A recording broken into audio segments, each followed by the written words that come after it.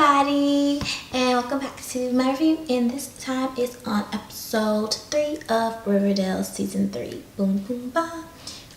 A lot of stuff went on in this episode, like always. Riverdale be coming with the good tea, be coming with all the drama. Every character has own type of little storylines going on at the same time, and then next thing you know they intertwine, some don't. It's just good juicy stuff.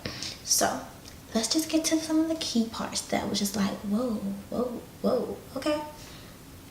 One of the things that I thought stood out to me in this episode was Veronica. She opened up this new place.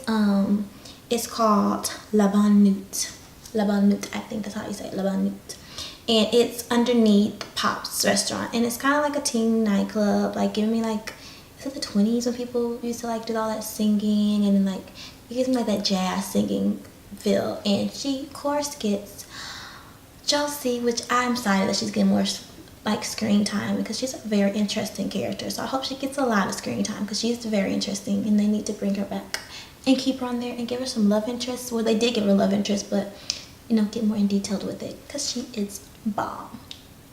Anyways, they got her to be the resident singer there, and then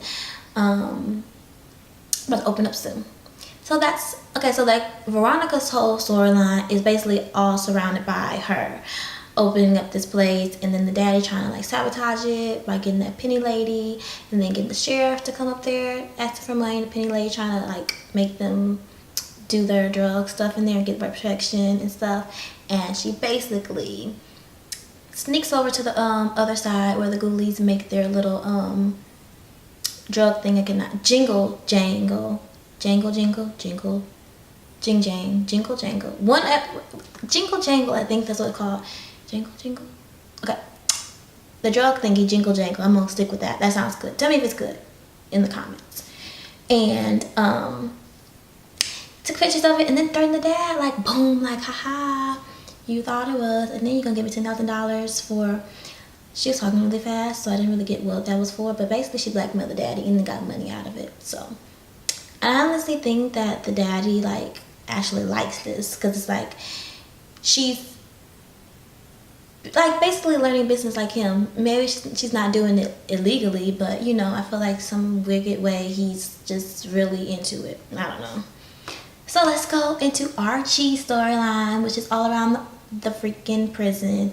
And, you know, he got inducted to this fight club, underground illegal fight club thingy. And we found out he keeps telling them no. And then, so basically he threatens Waquan. I think I am saying his name wrong.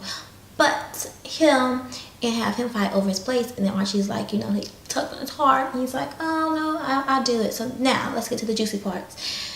Basically just keep having him fight people, and Archie is really not feeling it. And the guy, like, the more things he wins, the more benefits and like gifts he gets, and the guy is like really like getting the warden guy. He's sitting there looking all like it's like, I don't know, whether he's getting turned on or just getting really excited about them fighting and stuff, because he'd be like, let me get my best impression. He'd be like,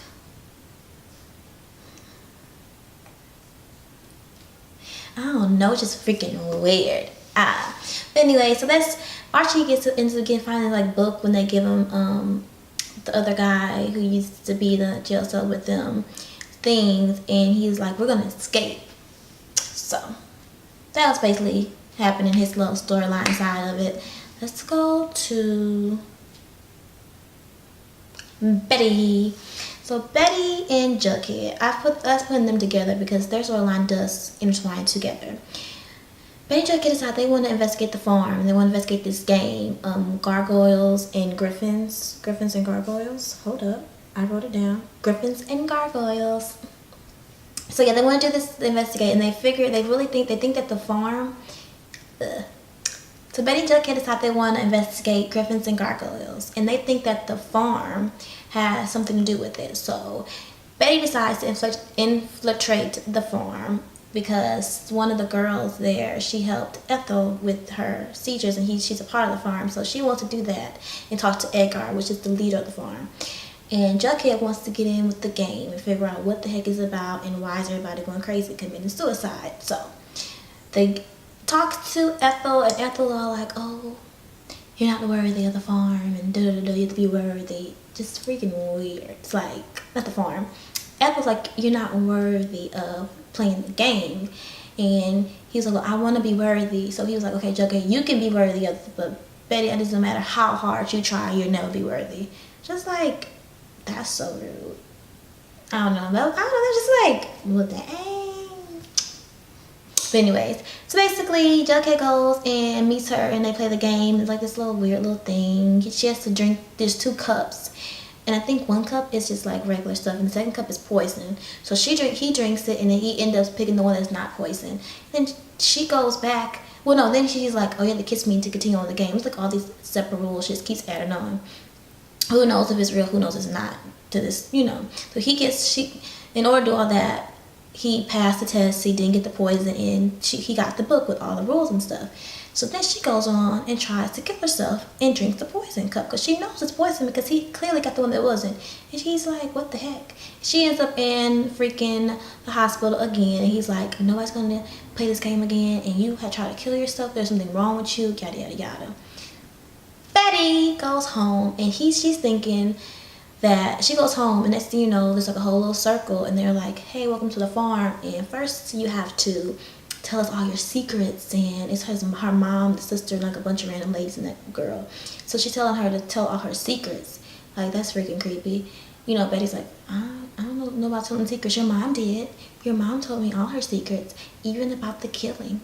And she's like, hold up, that was supposed to be a secret. Like, that's supposed to be like secret you go over to the grave. This girl lady is telling all their stuff. Now they got things over them and everything. We all tell each other secrets, and we all can trust. So just open up. That's very creepy. And they got that creepy voice, like, just open up so we can tell each other all our secrets, and like we can like go around and just like know everything about you. But I don't think we're gonna tell you our secrets, because I doubt they be telling their secrets, but everybody will be telling theirs. But anyways, Betty's like, what about this Griffin and Gargoyle scenes? Why don't you tell me what's going on about it? I know y'all had something to do with it. And they was like, we didn't even know what that was until we met your mama. And then the mama was like, oh, you know what? I don't think you're good. Da-da-da. And Betty gets all dizzy. Next you know, dizzy. And then it just ends up with Betty and them at Jughead's house. And the mom and daddy there. Because, oh yeah, spoiler alert, they're back hooking up. And they're like, you're not supposed to have that game, yada yada yada. They take the book bag from Jughead and burn it. And they were like, refused to tell them anything about it. So Jughead and Betty was like, well, maybe it's the best because, nobody played the game. It's really dangerous. Jughead said it felt like he was reading something evil. I don't know, I did that this Halloween. So like, evil. Just kidding. But anyways, evil. And then the next day at school, everybody had it. It was literally in everybody's locker. So, it ends with Ethel talking to the Gargoyle King, and she was like, they're all going to play the game. It's going to be good. And bowing and stuff. So that should be interesting. Those are basically key points to me in the book. Okay, there. So those are basically the key points. I thought I was excited about the thing. I decided to just, go. I feel like it's easier now to just pick certain characters and just go through their storylines in the episode and just skip, not go detail by detail, but just like the good juicy parts.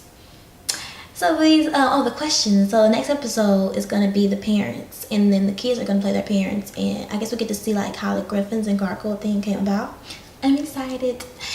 We got a week to wait for it, but please leave comments below on what you thought about the episode, and also let's discuss. And thank you for watching. Please subscribe.